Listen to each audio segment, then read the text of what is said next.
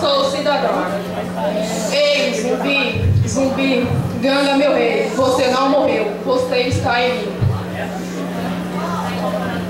Esse canto de esperança é um grito.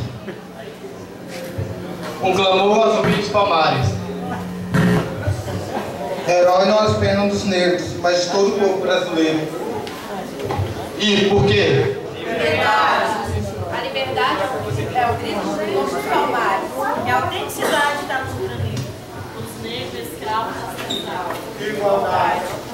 É o brado forte dos tambores, atabaques e batuques. Cantada e esperançada do sonho derramado. Na bravura e respeito pela humanidade negra. Zumbi é todos que se revezaram. Não se calado, não se calam. Não se omitiram e não se ouviram. Que acreditaram e acreditam. E que doaram, que doam suas vidas pela luta, pela liberdade e igualdade. O Brasil vai se encontrar com a nossa identidade negra. Zumbi, liderando o quilombo dos palmares. Foi um herói negro das Américas. Palmares é a chama, é o sonho. É a esperança apagada da história. Mas arde nossos peitos e corações. Sentimentos, ideias e alma do nosso caminhar.